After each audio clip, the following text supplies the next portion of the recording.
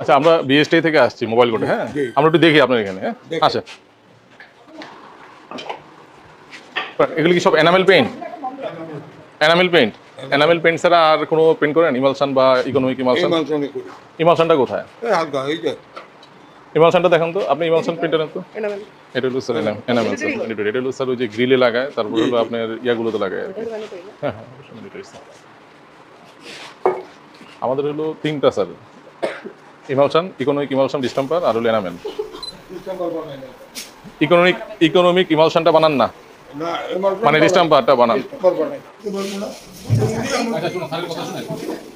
উনি আপনাকে সময় দিতে পারে এবং সময় দিয়েছেন বিশ্বাস করছি, কারণ আপনি একটা কাজ করবেন, আপনাকে কাজ করতে গেলে আপনাকে একটা সময় দিতে হবে। কিন্তু আপনাকে অবশ্যই আমরাও কিন্তু বলে দিয়েছিলাম যে আপনাকে যোগাযোগ আপনি ছিলেন না, আপনি ইচ্ছা করে আসেন।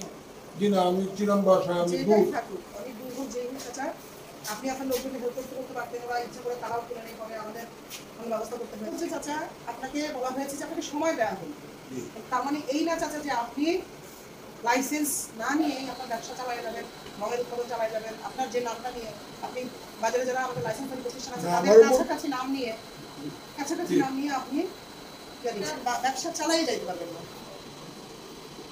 লাইসেন্স না নিয়ে আপনার ব্যবসা চালানো যাবে।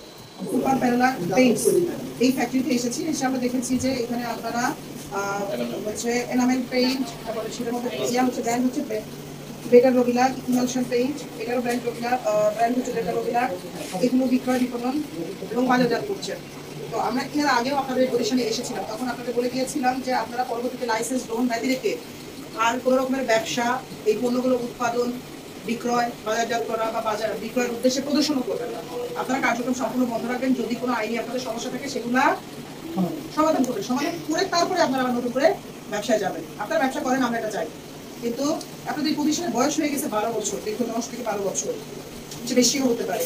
তারপরেও আমরা আপনাদেরকে আজ থেকে 7 মাস আগে বলেও গেছি, আপনারা আমাদের কাছে গিয়ে পরামর্শ নিয়েছেন, কিন্তু সেই অনুযায়ী কাজ করেন নাই। তো আপনারা এখন উৎপাদন অব্যাহত রেখেছেন। এটা আমাদের যে বেস্ট টাইম 2018 আছে, এটার 30 ধারা মোতাবেক অপরাধ। এটা আমি এখানে আসছি মোবাইল কোর্টে এসেছি, এটা আমার মোবাইল কোর্টে বিচার্য।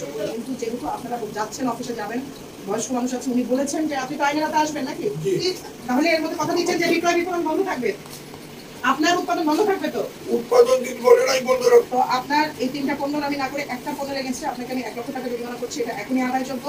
জরিমানা আলাদায় 3 মাসের বিনাশ্রম কাল।